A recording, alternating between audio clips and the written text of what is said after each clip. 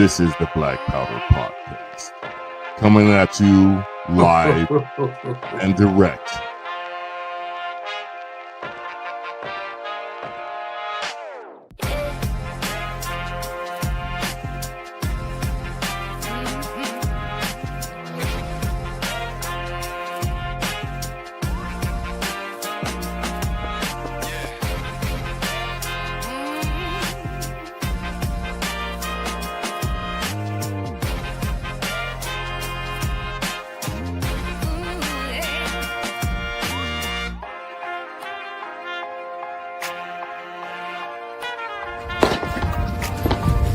Your salty tears season my life.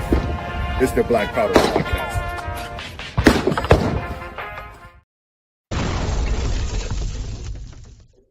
Yeah, that's the bomb, baby. You know what I'm saying? This is the Black. Reminds me of I don't know why, the Outcasts, and then we drop bombs. You know what I mean? Bombs over Baghdad. It's bombs over Tehran right now. This is the Black Powder Podcast, the only real libertarian podcast that has ever existed.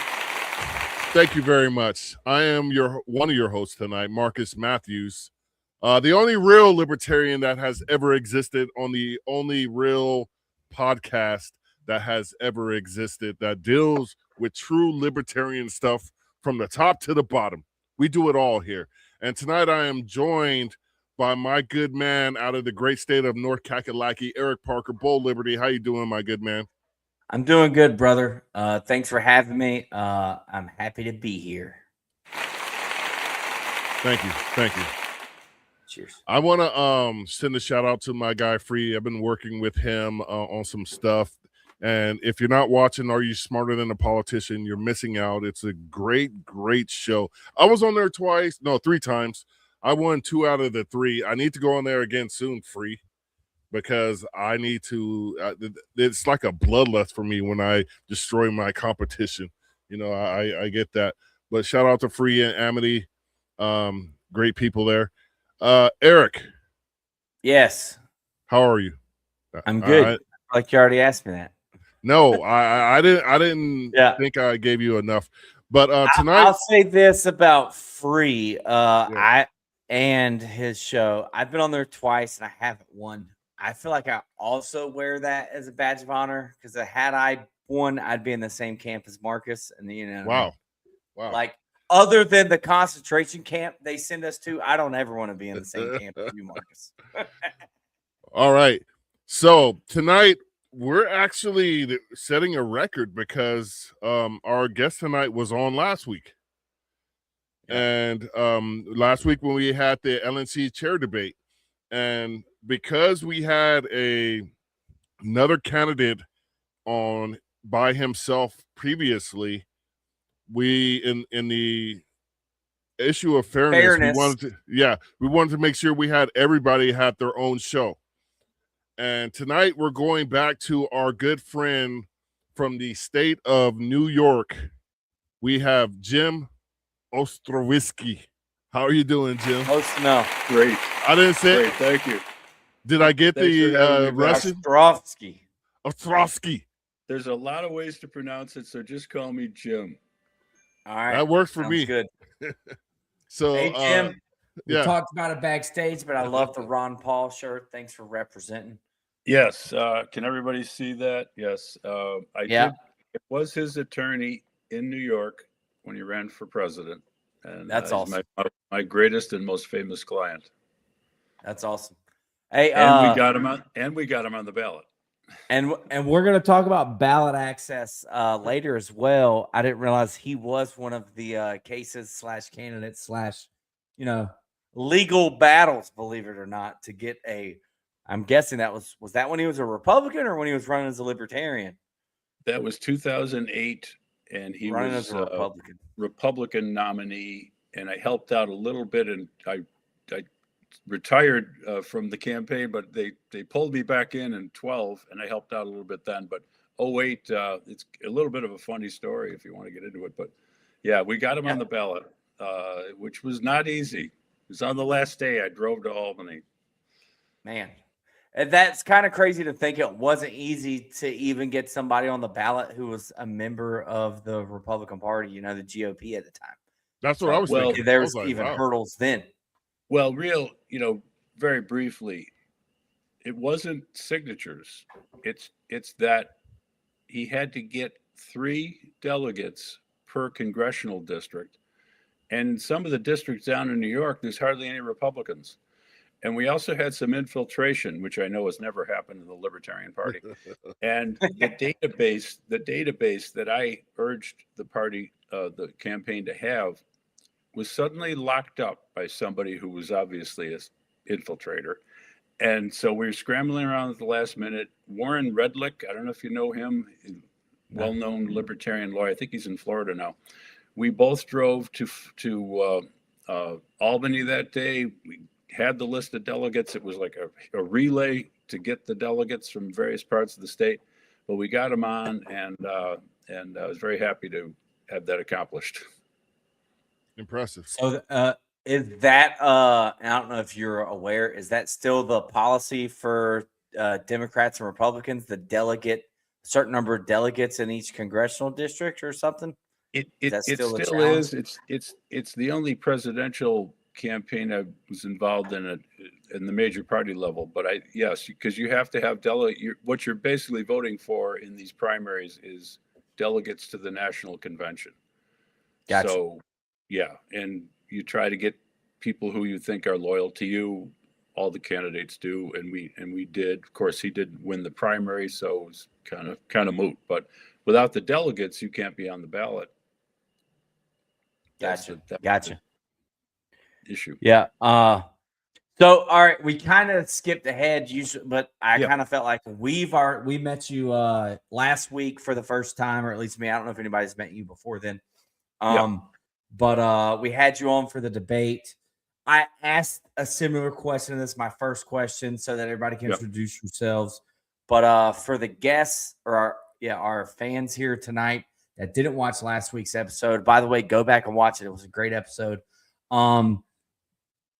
Could you introduce yourself and let everybody know, like, when you decided you're a libertarian, how you came to think of yourself philosophically as a libertarian, and then also when you decided to join the Libertarian Party, and we'll get into this later, but you could do it now, like, and what made you decide to run for chair of the Libertarian Party? Hope I can remember all those questions. So I grew up in a political family. My father was a judge, and in New York, judges run for office. So my first campaign that I would talk about, there were earlier ones, but I was just a kid. 1970 was the first campaign of his that I got involved with. So when I tell people I've been involved in politics for 56 years, I'm only 68. People do the math and say, really? Yeah, really, true. In fact, I can prove it. I met Jack Kemp, the Buffalo Bills quarterback, damn good quarterback. In that race, he became a congressman, later ran for vice president with Bob Dole. Gigantic hand. When I shook his hand, I couldn't believe it. But pro athletes they're a breed apart. So been in politics, basically since I was a teenager. I was a Democrat for about 5 years and was very active in the Democratic Party. I ran for state assemblyman when I was 20. When I was in college, I almost won. I was a serious political activist in the Democratic Party. And then around 79, I came upon the concept of libertarianism, read everything I could find. And really, I would say by the end of 79, I was a full-fledged libertarian. Then in 80, I was the chairman of the Buffalo Erie County Libertarian Party. I was a delegate for Ed Clark. So that's how I got involved in the party. And really, I've been on and off heavily involved in the party. Not so much the national party in recent years, although I think I've been to 5 national conventions over the years, but very active in the New York State Party. I've been chair of Erie County, which is one of the large counties in the state, twice.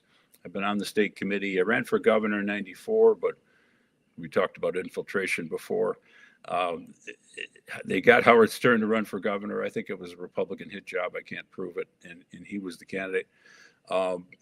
Recent years, I've been an attorney for the Libertarian Party. I filed a major Second Amendment case for the Libertarian Party, which got mentioned by Justice Thomas in the Bruin case, which is the third of three big pro-gun, pro-Second Amendment decisions, where he vindicated our lawsuit, even though it had been thrown out by the Second Circuit.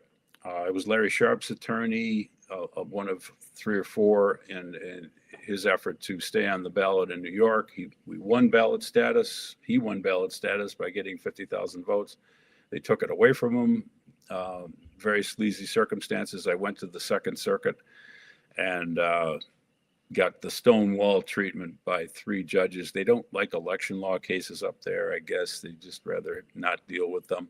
So he lost his ballot status up there. And so I have gotten many Libertarian candidates on the ballot. I told you a quick story before about a guy bought me a laptop after I got him on the ballot. So several wins for Libertarians, a couple of losses along the way, but I think I've actually probably 4-1 in Libertarian Party candidate, leaving the Larry Sharp thing aside because that was a constitutional challenge. So I've had some success in that, and I'm a ballot access lawyer for independent Democrats, independent Republicans. I've actually worked for, I like to count things. I've worked for 5 people in 5 different political parties. I've actually been the attorney for the Green Party. I've been the attorney for the Conservative Party in Buffalo. And I've represented a lot of independent Democrats and Republicans. So I think that's kind of shows that I know my way around not only courtrooms, but I'm able to deal with people with different points of view. I'm a big tent guy. I'm hardcore, but I'm a big tent guy. We got to talk to people who, you know, we're at 1%. We got to talk to people who don't agree with us. So we're going to stay at 1% for a real long time. So you're like the John Adams type, you know, when he defended the Redcoats.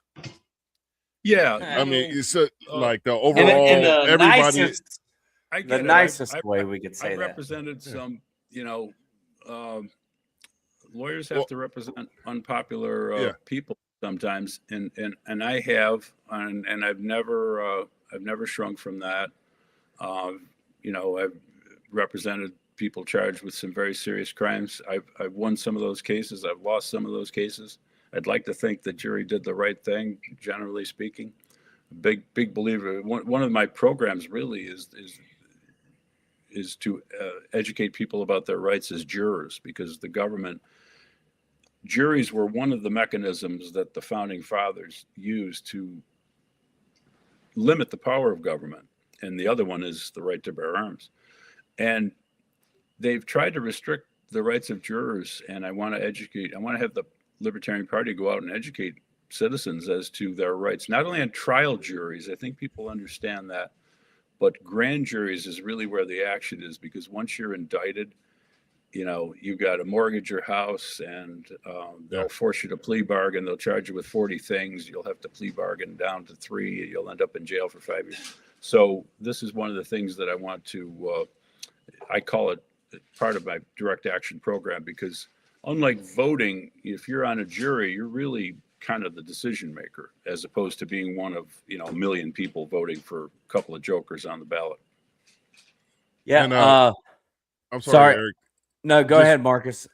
And that was the point I wanted to get at, what you just said, because I posted this thing. It's like libertarians are the only political party that views their fellow American as an American, not as a conservative, not as a liberal, not as a Democrat, not as a Republican. We view you as another American, because if your liberty is in danger, so is mine.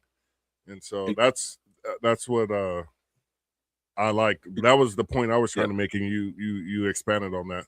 Yeah, no, exactly. We believe in human rights, which are universal. Obviously, we're focused on our country, but we care about the rights of all people across the planet. Yeah, Jim, and I asked you a multi-part question. The only part I think you didn't touch on was what made you decide to run for LNC chair coming up this next convention? you're right, and I didn't answer that question. And so I've been trying to. Obviously, I've been in politics a long time, and it took me a long time to realize that we're banging our head against the wall. I've tried every conceivable form of political activism. I was a reformed liberal Democrat in the 70s. I was a libertarian Republican. I've been in the Libertarian Party. Tried pretty much everything. I think I'm the only lawyer who put two Tea Party candidates on the ballot in New York back in the day, a congressional candidate and a state Senate candidate. Excuse me, the state Senate candidate is now a state assemblyman. And so the problem with conventional politics is that it's rigged. And we could talk about why the ballot access laws are one thing. The main problem, the main reason why it's rigged, and I'll answer the question in a second, is that the parties that control the government, they use their control over the government to monetize that control. And they kind of siphon off about 1% of all the spending that they put in there. And when you run against them, they have $1 million and you have like $3,000 that you scrape together from your neighbors and a beer blast, and maybe your mom or dad lent you some money. You put in a couple hundred of your own money. And so it's rigged. They control the media. They control the government schools, which you go to these government schools and they teach you that government is the greatest thing in the world. So the government schools are manufacturing, big government voters by the millions, and we libertarians are manufacturing libertarians by the dozen, in coffee clutches and so on. So I've been trying to pitch this direct action idea. I wrote a book called Direct Citizen Action in 2010 after a lot of heavy duty libertarian oriented activism in Buffalo inside the Republican Party, because that seemed to be the thing to do at that time. And we tried our best. We had a lot of good people. We had a little bit of money. We had great ideas. We had media attention. I had 550 people show up at a fundraiser and paid $10 to be there at an old train station. But at the end of the day, we couldn't beat the machine. And so I said, there's got to be another way. So I wrote a book called Direct Citizen Action. And I've been pushing this idea for 10, 15 years and not getting a lot of traction. So I said, you know what? If I run for chair of the Libertarian Party, they're going to have to listen to me. And I was right, because people are listening to me. They might not agree with me. Many people vehemently disagree with me. They think I'm insulting the people who've done all this hard work. I'm not. I'm one of them. It's not that we didn't try. I talk about Harry Brown, a friend of mine, Ron Paul, a friend of mine. These people worked extremely hard running for president on the libertarian line. It's not that they didn't work hard enough. It's that the system was rigged. So what I'm proposing is a new strategy on top of the old strategy. I'm not going to get rid of the old strategy, but the new strategy of direct action is the reason why I'm running. Now, my platform has expanded. I have a two-way platform. I have a conventional political program. I have a rural strategy, which even specifies certain counties and states where we could really focus. And I think we should try to steal and elect some electoral votes in Wyoming, for example, because what else are we going to do? We're not going to win New York. We're not going to win California, but you take a small sort of libertarian rural state, we might be able to, steal a congressional election. And then finally, so I have really 4 platforms in one, but the main impetus was direct action, and that's why I'm running. Gotcha. And I don't want to misspeak for you on the direct action. Sure. I've heard from a lot of people, and maybe I've kind of misinterpreted myself. Sure. It almost sounds like you're saying it's pointless to focus on elections, but I've read through your platform. You do think it's important for libertarians to run candidates in rural settings. Yeah. I don't want to get it wrong. Are you saying we shouldn't run a presidential candidate, or are you just saying we shouldn't? You're okay. I don't want to misspeak. No, Could you kind of elaborate on that scenario? No, I think that when people hear my criticism of the all I'm saying is that the electoral strategy has not worked. And I know that people sort of reach the conclusion that maybe I'm against that strategy. I'm not, because so elections, the way we've run elections, there's been two main purposes served. One is to educate the public. Two, we've kept the flame alive. We have an army in the field. So I'm not saying that we haven't accomplished anything. What I'm saying is that the goal of the party is to increase liberty. And if you look at my memo, since 1971, we have not increased liberty. I'm saying overall liberty. There's been some victories here and there, but overall the government's a lot bigger and more powerful than it was then. And that the dollar is worth a lot less, our purchasing power. And we know that the bottom 80%, the top 20% in the country is doing fairly well. I think we can agree on that. You see them out in restaurants, they're driving nice cars, and God bless them. Many of them worked hard, or maybe some of them inherited money, I don't know. But the bottom 80% are struggling. And if you're in the middle class, which I am, it's not a great place to be. Young people are struggling. So what we've been doing is not working. And so all I'm saying is, let's adjust our strategy. I'm not pissing on everything we've done. Believe me. I mentioned these heroes like Ron Paul and Harry Brown and many others. Dave Berglund. Nobody even remembers Dave anymore. Roy Childs. I wear Harry Brown's button at events because I remember these guys, these heroes, many of whom are gone. They've been silenced by time. They kept, as I said before, they kept the flame alive, but we have to adjust our strategy if the strategy is not working. And I think the new strategy will actually help the old strategy to work. For example, if we have a massive withdrawal from the government schools to either private schools or homeschool or religious schools, that will create voters when they hit 18 who are much more receptive to the libertarian message. So it's really kind of a win-win. We can grow the party. We can have enough resources to run candidates. I do think we should focus them more strategically, like I talked about rural sheriff's races. Why is the sheriff important? Because it's really the only elected law enforcement officer. And if you get a rural sheriff or even a suburban sheriff, they can sort of nullify federal laws. I don't want to get into the theoretical stuff, but if they're not enforcing these laws, then that's kind of a victory for us. And as I said, focusing on some of these rural races, I wouldn't give up any sector of American life, but we have to be realistic. Let's play to our strength, and from there we can build out and go into the suburbs and then in the urban areas as well. Once we have more of a base, we're getting more attention from the media. The other form of direct action, which I think is very powerful, is voting with your feet. Now, the Free State Project in New Hampshire has led the way, but I think, not everybody can live in New Hampshire. I love New Hampshire. Not everybody can live in New Hampshire. The average price of a home there is $581,000. Don't ask me how I know that. I looked it up. So because you were thinking about moving. No, just kidding. We can nationalize. Well, I am. We can nationalize this strategy. I personally designed an app. We need to rank every county in the United States as 3,000. So even if you can't move, you have family commitments, job commitments, or whatever, you can move within your state. You can move within your county, by the way, too. There's variable property taxes, certainly in New York and probably most states that have property taxes.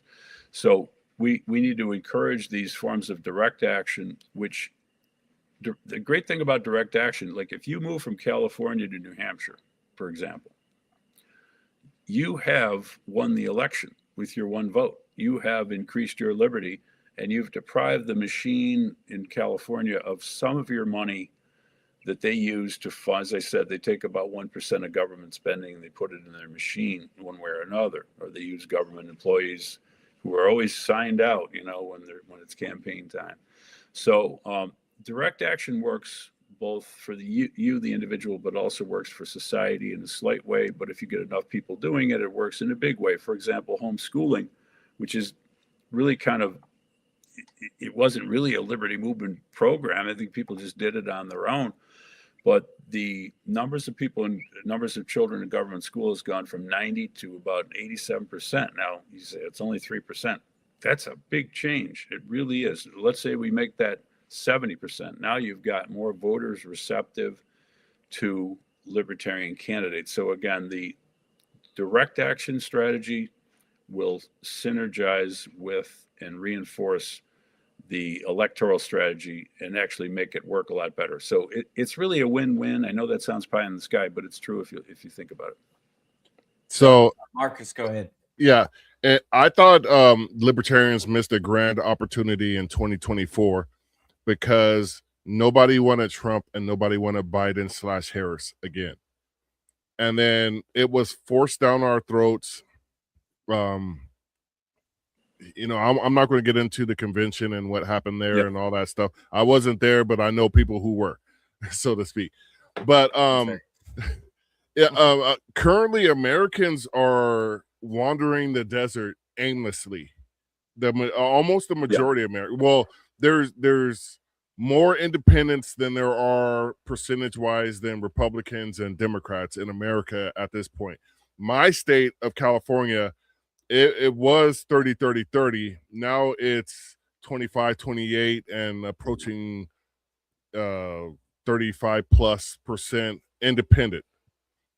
Somewhere, you know, I'm not adding those numbers up quickly in my head, but where we are as libertarians is at another moment, carpe diem moment, in America. And we're going to see this in the midterms. We're going to see this in 2 years, where we're going to have a grand opportunity to move the ball in this game, so to speak, to use a football phrase. How are you as chairman going to call those plays? What is you stated some of your platform points, but more pointedly, how do we grab those people's attention? Well, you're right. MAGA clearly has failed. It's falling apart. And as I said at one of the debates, I mean, we all live here, and many of us have kids and are concerned about the future. And we don't really want to see the president fail, in spite of our partisanship. But he's failed on his promises. So MAGA has fallen apart, which is bad for the country, but it's good for us. It creates an opportunity. There's a gap, as you say. So how do we fill that gap? Well, as I've said many times, liberty is the greatest political idea in human history, but our marketing is not good and our strategy is not good. If we have a new strategy of direct action, and then we have a smarter electoral strategy, instead of just running candidates all over the place, focusing in on sheriff's races, focusing in on races where we have pre-existing support. We're at 3 or 4%, and we go against the GOP. The Democratic Party is very weak in some of these rural mountain states. That will attract people who are serious. They'll see that we have learned from the past. We are doing things differently. I like a libertarian Hall of Fame. I know people scoff at it. I don't think people understand the concept. The reason why we need a Hall of Fame is that people don't understand that libertarians have been involved in history in a positive way since 1646. They think it's some party that was started in 1971. I'm trying to solve a marketing problem with the word libertarian. If people don't understand that libertarians created the Bill of Rights, that libertarians have been pushing for free trade, which has reduced global poverty, not corporatist trade, you know what I mean, actual free trade, free movement of people, the right to bear arms, religious freedom. We were involved in all those battles. I'm not saying that every single one of those issues was created by libertarians. For example, habeas corpus was way older than the libertarian movement. But when Bill Clinton got rid of habeas corpus after the Oklahoma City bombing, the only people who cared about it were libertarians. So we've done a lot in history. The American people don't know this. We've been around a long time. American people don't know it because we were called different things.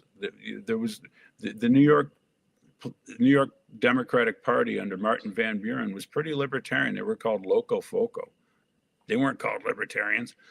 So we need a strategy conference. I don't think the modern liberty movement has had a strategy conference. And if we in an international strategy conference, and if we had one, it didn't work. We need a new logo.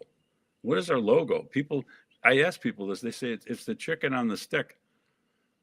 I rest my case. If you're calling your logo chicken on a stick, one of the problems with a lot of our logos is they have these historical references, like the Statue of Liberty, the tri-cornered hat, the eagle. All this stuff is hackneyed and cliched. It doesn't mean anything. It doesn't appeal to young people. If we can't appeal to people under 30 and under 25, because after a certain age, your brain kind of freezes into concrete and you don't want to change your views anymore. We've got to get young people. So new strategy, new marketing, the Walk for Liberty. That, again, people scoff at it, but we have the least healthy, wealthy country on earth. 40% obesity, including children. How are you going to fix that? You're going to go to Congress and lobby Congress, which we already know is bought off by big pharma and big medicine. You're going to go to your state legislator. I can tell you, if you go to Albany, New York, everybody's been bought off. They will not listen to you. You won't even get a meeting. But if we get people out walking 7,500 steps a day, which has been proven to reduce mortality and morbidity, we will, by our direct action, increase the health of Americans, which will reduce costs. Half of all government pays half. So again, with new strategies, and there's so much talent in the Libertarian Party. You say, well, Jim, how are you going to make this happen? Personally, I'm not, but you know how many smart marketing people there are? Social media people. We're very good on Twitter and Facebook, much better than I am. We can market these ideas, get people energized, particularly young people, and people will start to view the Libertarian Party as an actual alternative, as opposed to being politically irrelevant, which unfortunately it has been in recent years. Well, I would just say, to your point, if people can see RFK Jr. as the face of Maha, and he admitted he snorted cocaine off a toilet seat, we could probably do a pretty good job at marketing libertarian ideas about making America healthy again and things of that nature. I would say. Yeah, Eric, it just for the benefit of the audience. I'm running a positive campaign. I'm running for my ideas. Right. I love the other candidates. They're all good guys. But during the lockdown, I was there fighting the lockdown.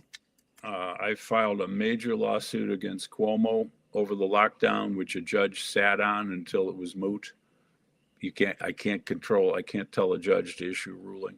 I filed a major lawsuit against Kathy Hochul when she put masks on kids in the schools. And about 9 days after I had her served in Albany, she rescinded the regulation. I wrote a book. I fought John Carroll University because my son was going there over the vaccine mandate. I wrote a series of essays on this, the worst civil liberties violation since slavery in America. So I'm very well aware of the sad history of American medicine, and the problem with American medicine is dominated by the government. And so I think we can take that Maha issue, work with Kennedy, or go beyond Kennedy. Whatever he wants to do, I'll work with him. I saw him speak in Buffalo. I like the man, but we don't need to be limited to his agenda. We have our own agenda of medical freedom. But again, there's a lot of things that we can do to improve our own health without waiting for some politician to come along, because it's never going to happen. Word. Eric? Yeah, I just wanted to ask you, and and I jest a little bit, but if you take some, I guess, concessions here on your Sure. rural plan for, and Yep. I hate the way I say rural, but on your rural plan, and I got some tweaks. How about that? Some Sure. suggestions. Sure. Yeah. So if I was a Lars Mapstead delegate at convention, he was my presidential candidate of choice. Mhm. I really liked. He was campaigning on the Stop 270. I don't know if you were at convention or if you follow Lars Mapstead, but he got national recognition with this. And his plan was to try, if he had been the presidential candidate nominee, and I think he was the best guy, but it was to get a delegate, essentially a electoral vote in Maine and Nebraska, because they're the only two states that can split their electoral votes. So that's kind of similar to your rural plan. And I know I read your I guess your essay or your pamphlet and how I was at Wyoming that had a state committee man or a state legislator elected as libertarian because it was a rural state. Is there a fusion that we could do there, like include those two states? Oh, sure. And maybe if you're the chairman in the 2028 election, we could focus on those two states for our presidential candidate. Because I get it. You're not saying, hey, we're not running a presidential. You're not saying that you don't want to run a presidential. We have to. For ballot access, there's a reason why we have to. But would it be wise to focus our resources in Maine and Nebraska for that presidential candidate to try to get those electoral votes? I mean, and I don't know if you've looked into it, if you're aware of that plan. No, you get to kind of talk about that. No, I'm aware as a prognosticator.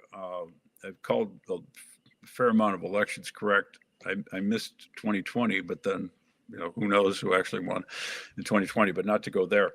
No, I'm well aware of Nebraska and Maine, and I think that's a friendly amendment to the idea. And quite frankly, I guess we don't have a party headquarters at the moment. I don't know, West Benedict, I guess, talked about how it was sold. But I've looked at Cheyenne, Wyoming as a potential headquarters.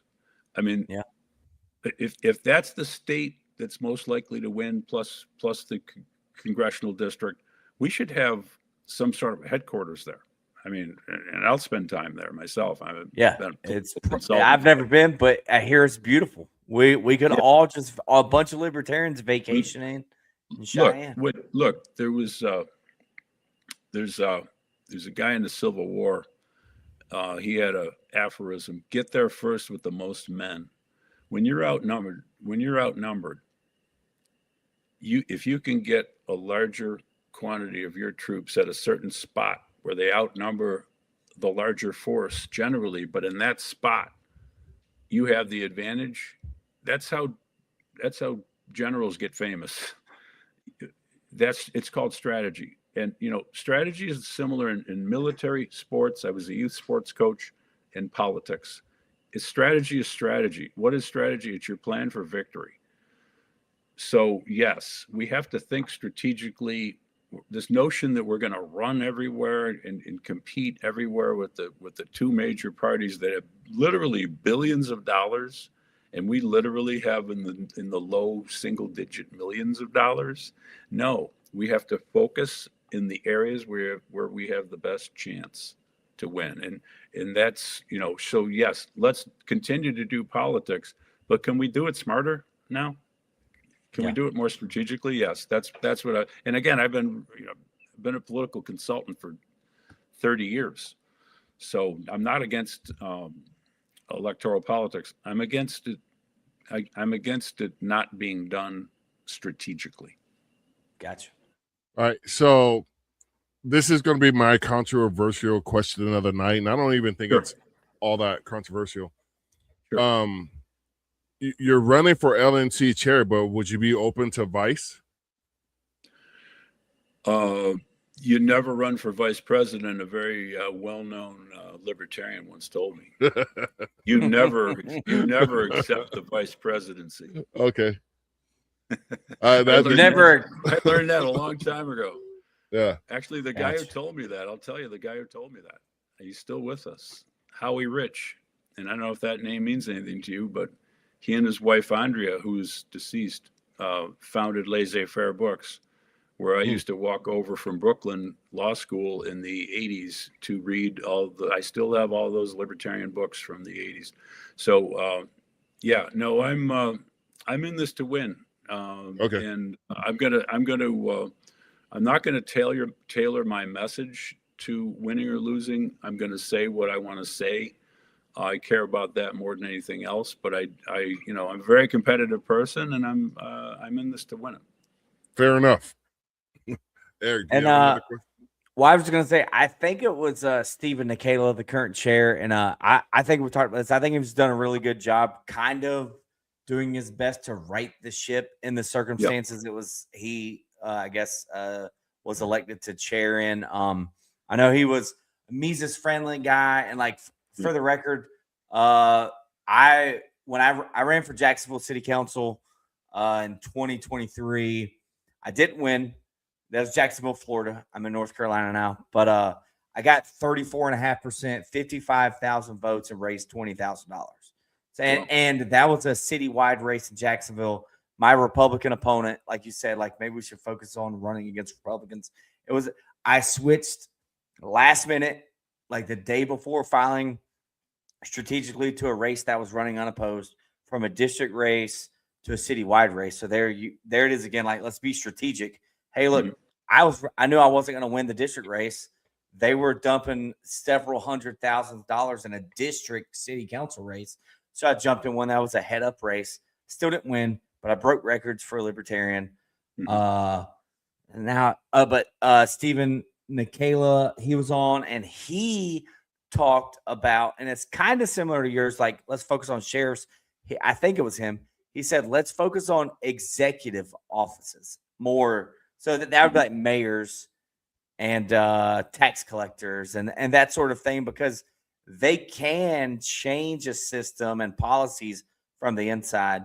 Now, I understand the importance of sheriffs for nullifying laws, but do you think there's a big difference in running in sheriffs as compared to running for mayors in these local races, or these very expensive, large local races that are comparable to bigger than a congressional race? Like, can you kind of talk about the difference? And do you want to keep those sheriff races small, local, rural races? Well, it's really dependent on the situation. I'd have to analyze it. There's certain races, like if we could put somebody in the race for mayor of New York City, you can get some publicity off of it. You're not going to win. But generally speaking, I think we should run fewer candidates, but give them more resources, target them into districts where they're kind of one-party districts where let's be honest, we're really in competition with the Republican Party. And why do I say that? Because the Democratic Party is the party of government, and the Republican Party pretends to be the party of the private sector, of limited government, but they're not. And I've said it many times, I think the Republican Party is a fraud scheme. I think we need to take direct aim at the party that is, quote, stealing our votes. And I think we should go after the Republican Party hard. Not that we, can't criticize the Democratic Party, but we're more likely to get some of those private sector people who've been conned since the Reagan era and beyond that into thinking that the Republican Party favors small government when they don't. I actually have a GOP scorecard that proves that the GOP, since Trump got elected president, has made the government bigger. Not that you have to prove that; you just have to look at the headlines in the paper. Yeah. But so, look, if you're gonna run and lose, and let's face it, we're gonna lose some elections. Have some other purpose for running. Do the Walk for Liberty. So you're running, you're campaigning, you're gonna do an event Why not do an event in the park where you're walking with people and talk about the benefits of walking for your health and how the government has failed us in healthcare and we have to start taking care of our own health. And then along the way, you can make friends. Nobody's talking to we sort of, with the lockdown, people stopped talking to each other. And then we have people on their screens all day long.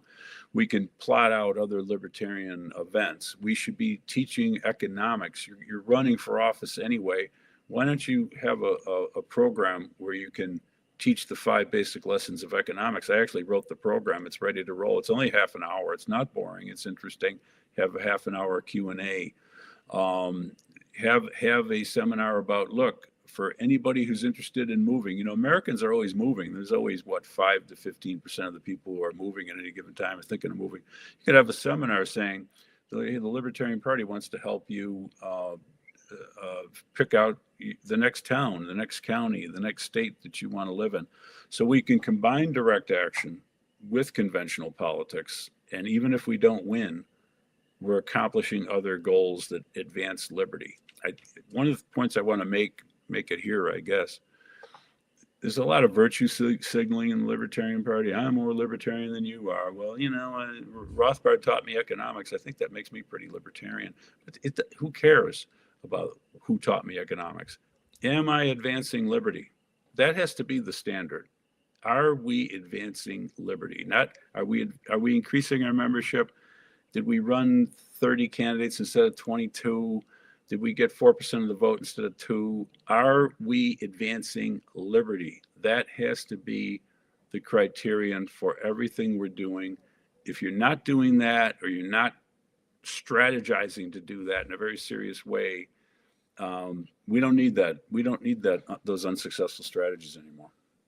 Yeah, that's why I think everybody should unite under my caucus, the Libertarian Wu-Tang Caucus, Wu-Tang Forever. And, Wu-Tang brought a bunch of personalities together and made them into a conglomerate of culture-changing individuals. And that's where I think a lot of the failure started in the last major election cycle, is because we had all these competing forces that lost sight of the goal, the end goal. Yeah, and that's go ahead. Yeah, well, libertarians love to fight each other. And, we're like, who's going to run our little chess club? It's like we need a winning vibe. If we start winning victories, we won't keep this infighting going. We fight because we lose, and then everybody's trying to blame the other person and say, well, maybe that person was doing something because they were like the Civil War general said, he took long chances. When you're outnumbered, you take long chances. So it didn't work out. So, what was the other team offering, and instead of the thing that didn't work out? We need to stop all this bullshit. I read it every day on social media. I'm not going to name names. These are people I know. It's like they're so interested in attacking. I mean, I get attacked by a guy every little thing I say, and it's like, you think I've said about 90 things. You'd think the guy would say, "Hey, Jim, I like that idea." We love to tear each other apart, and it's like, how is that working for us? I've been in the movement so long. I remember that in 1983, the Cato faction walked out of the convention in Manhattan, New York City, which I attended. I wasn't really a player, but I attended. And our candidate got 0.2%, Dave Berglund.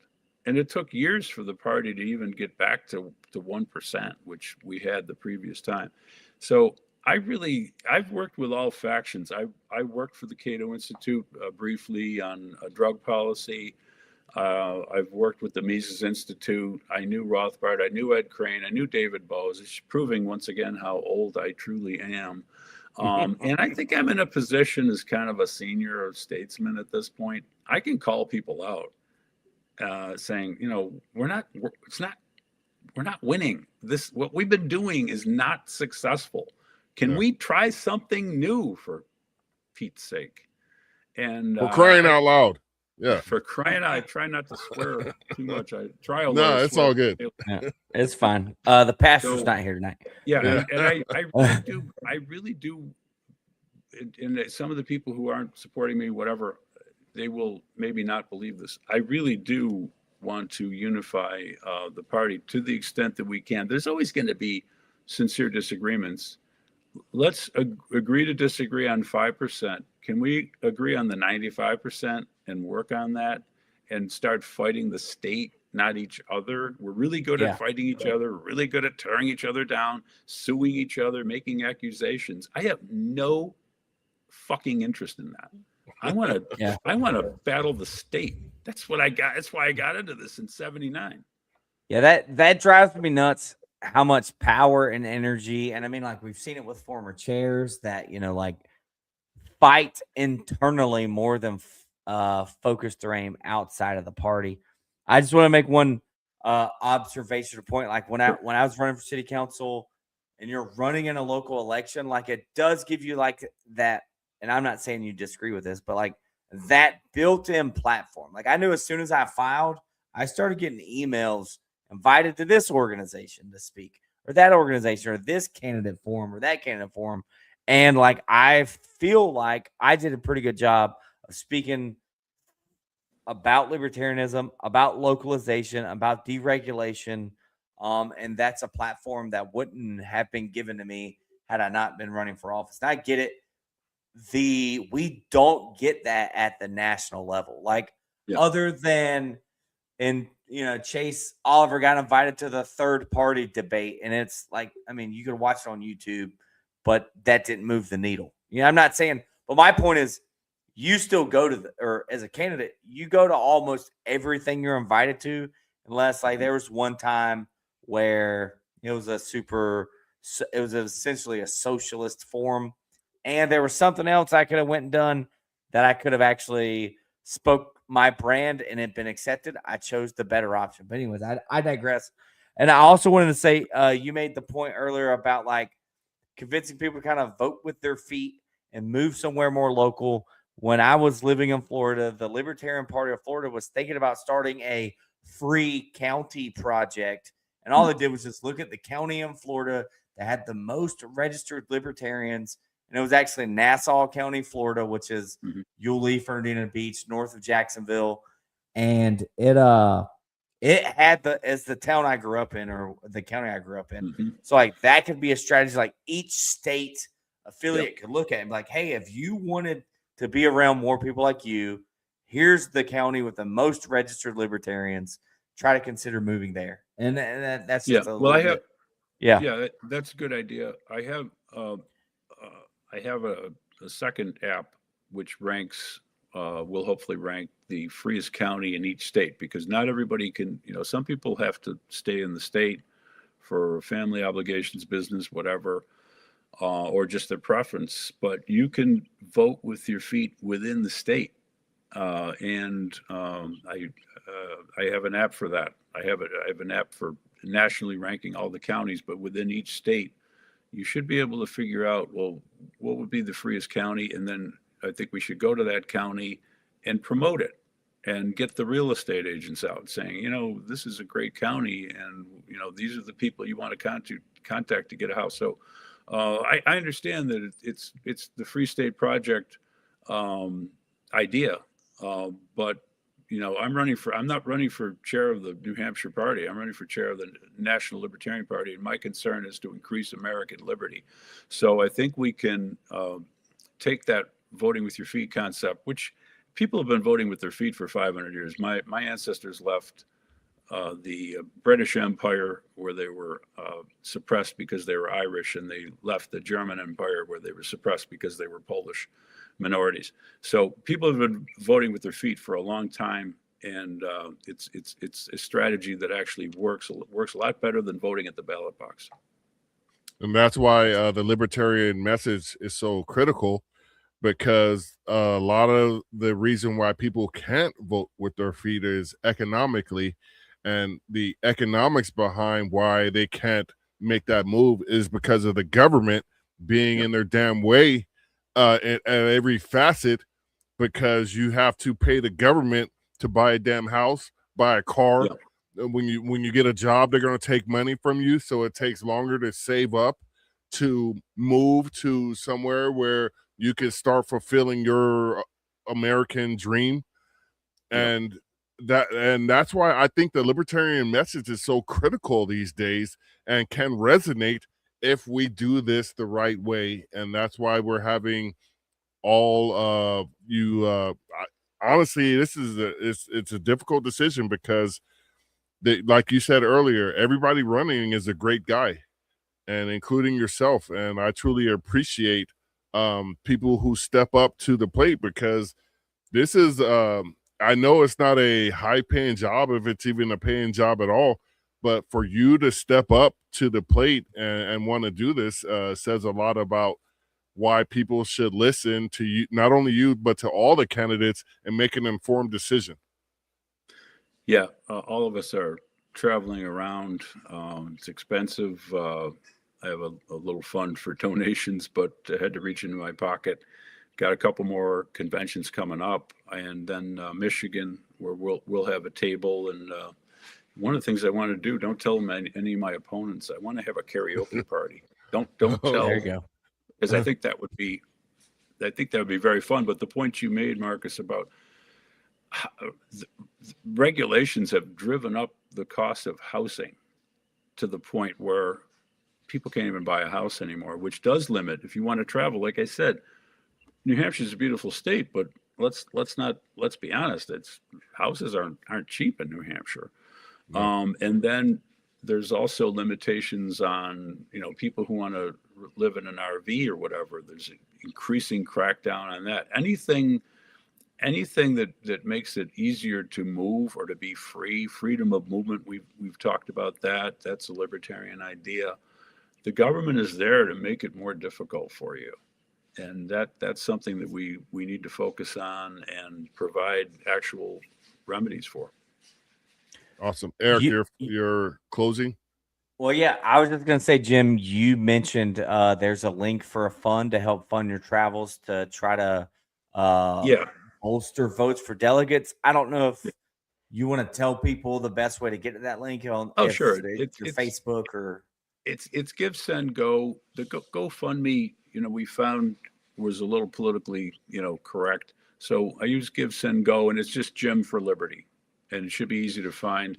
And then my memo, I think it's 19 pages long, is on Facebook and X. It's pinned comment, and I'm on X a lot. I'm trying to put my ideas out there on a daily basis. I have a walking podcast, which I'll post on YouTube, but it ultimately goes on Twitter and Facebook. So I'll be rolling out, a few more ideas about the campaign. And it's interesting, because the more I get into this, the more I sort of refining my message. And I really think that we need to focus on the future. I'm bored to death by past battles. I frankly don't care. What I care about is now and in the near future and next year and the next few years, fighting for young people who are struggling and suffering, unifying the party. We're going to have disagreements. It's fine. Doesn't mean we can't work together to battle the state for liberty. So these are the ideas I'm talking about, and I'm certainly, I'm a team player. So I look forward to working with the other officers, whoever's elected, the state committee, the local committees, and the local state parties as well. Any ideas I propose will have to be approved and accepted by these people, or else they're not going to be effective. So these are things I'm proposing, and I hope people will agree with me. But I'm certainly not going to force my will on anybody in any of these areas. Awesome. Eric. Oh yeah, no, hey Jim, it's been a pleasure getting to know you over these last 2 weeks. There's a lot in your platform I like. There's not a lot that I disagree with. I'm glad we could get a clarification on it, on your direct action and what it actually means. Sure. Everyone listening to this, I encourage you to go look at his platform. If you want to help him travel, I don't know how many more. You got any more state conventions before national convention you're planning on going to? Yeah, I'm going to Ohio and Iowa by car. I'm sick of airports. I've seen all the airports I hear I that. want to see. I had to fly to Florida, Texas, and California, but I'm driving to Ohio and driving to Iowa, and then I'm going to drive to Michigan because it's not that far from Buffalo if you cheat through Canada. There you go. I guess Free is helping us sign out tonight. He says I talked to Jim. Free's a great guy. We've become good friends. We've had a few drinks, and we got to stop meeting. He's all right. You know what, Jim? I have a very high respect for you. I hold you in high regard, but don't take it down a notch complimenting Free. Yeah, we're up here now. Yeah. You I mean, let's just keep it cordial, and let's not give that guy too much credence. But he's a great guy. He's been helping us out, getting this podcast more modern graphics and things of that nature. So truly appreciate him. And I, like I said, I appreciate you and what you've done. Oh, hold on, one more from him. I'm the third rail of the Black Powder podcast. Quite fitting. Yeah. You know, Tubb wasn't here tonight. He had other obligations, and we truly he's missed running him for city council. So so he's doing stuff. And for some strange reason, we still can't get away from a Florida man. And with a Free coming up, I don't consider Eric a Florida man anymore. He's mastered the Appalachian drawl. There you go. I had that from Florida. You already, but now it's Appalachian, Southern Georgia. Yeah. So, like I said, thank you very much. Yeah. Was there? Thanks for having me. It was a lot of fun. All your contact information with Facebook and X, Twitter. That was it. There's nothing else, right? Yeah. Easy to find Jim Ostrowski on X and Twitter, and if you search for Jim Ostrowski Buffalo on Facebook, you'll find me. I'm easy to find. All right, Jim. I'm on TikTok too, but I don't get a lot of traction. A lot of traction, yeah. Well, we wish you the best of luck. We can't officially endorse anybody on here, but we truly look. But I don't think we're gonna. Yeah. I wish you the best, and I don't think we're gonna lose with anybody. But like I like that question, if you were advice, go for the top, or it's all or nothing. But I can dig it. That's for sure. Yeah, I get it. This has been the Black Powder Podcast, the only real libertarian podcast that has ever existed in the history of mankind. And we want to thank everybody who watched, listened, and sat around for us for the last hour and 3 minutes. As we always say when we end this podcast, live free or die.